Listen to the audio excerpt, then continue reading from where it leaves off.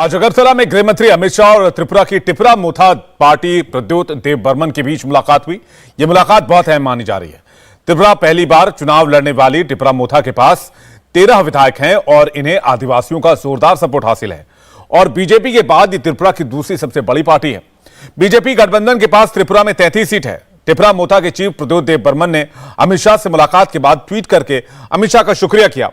प्रद्योत देव बर्मन ने कहा कि गृहमंत्री अमित शाह ने त्रिपुरा के जनजातीय लोगों की समस्याओं को समझने और उसका संवैधानिक हल निकालने की दिशा में बड़ा कदम उठाया है और त्रिपुरा की समस्या पर सरकार से बातचीत के लिए एक इंटरलोक्यूटर भी नियुक्त किया जाएगा।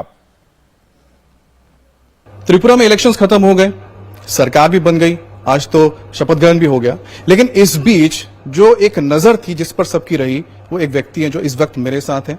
उनका नाम है प्रद्युत माणिक्य देव वर्मा, जो कि त्रिपुरा माथा, जो एक आप कह सकते हैं एक पॉलिटिकल आइडेंटिटी जिसने धमाल मचा दिया चुनाव में, उसके आप कह सकते हैं कर्ता धर्ता या विजनरी है।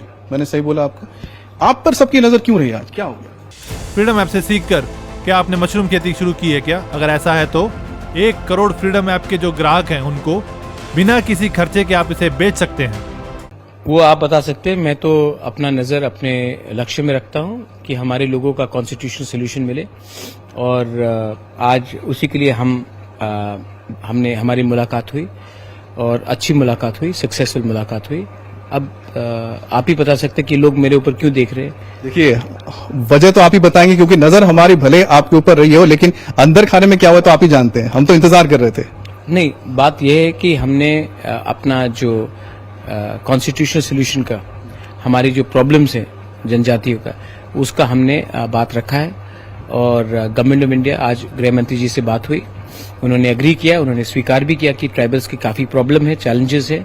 और जैसे नागालैंड में, ईस्टर्न नागालैंड में बात हो रही है, उसी लाइन में उन्होंने कहा है कि एक इंटरलॉक्यूटर लगाकर टाइम फ्रेम के अंदर, 2 महीने के अंदर टाइम फ्रेम के अंदर ये लोग एक इसका कॉन्स्टिट्यूशनल सोल्यूशन निकाल के लाएंगे।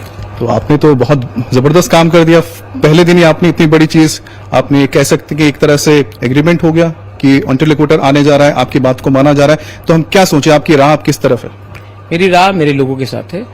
और लोग तो लोग अपने लोग तो चाहते होंगे ना कि आप सरकार के साथ जुड़े हैं, सरकार के साथ काम करें।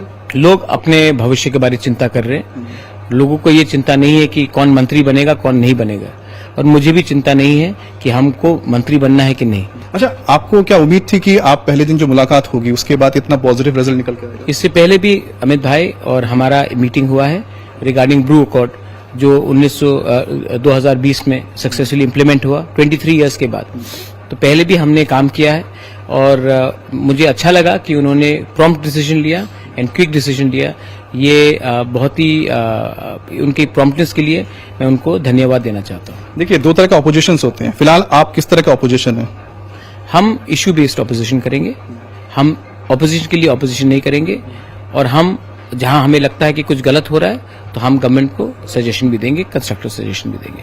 और अगर जैसा कि आप कह रहे सॉल्यूशंस होते हैं, क्योंकि कहीं ना कहीं आपने तो सरकार के साथ आपने काम भी कर चुके हैं, इनके साथ आपके कहीं ना कहीं कोऑर्डिनेशन रहा है, इतने सालों तक आप लोगों ने साथ में काम किया, तो लगता है कि कोऑर्डिनेशन फिर से हम देख सकते हैं आने वाले वक्त में, जिसका फायदा अल्टीमेटली लोगों को मिलेगा। नहीं, देखिए, कोऑर्डिनेशन का मतलब ये होता है कि अगर आप हमें सम्मान करते हैं तो हम भी आपको सम्मान करते हैं। आप हमारे लोगों का इश्यूज को, समस्या का हल कीजिए, हम बात करेंगे। और जब तक हमारा मसला हल नहीं होता है हम कैबिनेट में नहीं बैठेंगे। लेकिन आपको क्या लग रहा है कि जो आपकी जो कंडीशंस है वो तो काफी हद तक आप कह रहे हैं कि आज, हाँ, ये इंटरलोक्यूटर डिसाइड करेगा, बात करेंगे। ये तो एक दिन में होने वाला नहीं है, हमें तो बात करना पड़ेगा और हम एक अच्छा सोल्यूशन चाहते हैं। एक तो ये बात रही, लेकिन चलिए थोड़ा सा ओवरऑल थोड़ा सा बड़े में आते हैं, क्योंकि कहीं ना कहीं देखिए आपका जो चेहरा है वो नेशनल मीडिया में आया है, ठीक है, कहीं ना कहीं आपने एक जगह बनाई है। इसलिए मैं सवाल पूछना चाहूँ, आपने जो कहा कि मैं कंस्ट्रक्टिव इशू बेस्ड बनना चाहता हूं यहाँ पर विपक्ष, लेकिन एक विपक्ष है जो विपक्ष कहीं ना कहीं आप सुन रहे होंगे विदेशों में जाके, आप भी शायद विदेशों में पढ़ चुके हैं वहां, ठीक है, नहीं विदेश में आप गए होंगे, तो हाँ विदेश में आप गए होंगे, तो विदेश में आप गए होंगे, लोगों से मुलाकात की होगी, जहां आपने रिप्रेजेंट किया हुआ है इंडिया को भारतीय के तौर पे। लेकिन कहीं ना कहीं आज हमारे बड़े जो पॉलिटिशियन आपकी तरह विपक्ष में, कभी आप उनके पार्टी में भी रहे थे, वो कहते हैं कि इंडिया इंडिया नहीं है, यूनियन ऑफ स्टेट्स है। आपका भी कुछ इस, हाँ, नहीं बिल्कुल है, लेकिन वो तो इस तरह से बता रहे हैं कि जैसे यूरोप है उसी तरह से भारत भी है। यूरोपियन यूनियन है, नहीं वो तो ये कह रहे हैं ना कि जैसे यूरोप है उसी तरह से भारत है, क्या आप भी मानते हैं? क्योंकि आप कहीं ना कहीं इस राह पे तो नहीं निकल पड़े हैं। देखिए मैं जानता हूं आप किसका जिक्र कर रहे हैं। मैं जानता हूं आपका मैं जानता हूं आपने आप बोल दीजिए ना, आप उनके खिलाफ है क्यों? नहीं, आप खिलाफ किसी के नहीं बोल रहे, हमने कहा है कि मैं उन्होंने उनके बात खिलाफ करी। भी नहीं हूं, तो मैं उनके खिलाफ भी कुछ नहीं बोलूंगा। नहीं, खिलाफ तो बोलना ही नहीं है, हम तो मैंने ये बोला कि उन्होंने एक अपनी बात रखी, आप भी क्या उसी तरह तो नहीं सोच रख रहे हैं? क्यों, आपको क्यों लगता है? अब ये सवाल आपने हमेशा से पूछा गया क्या?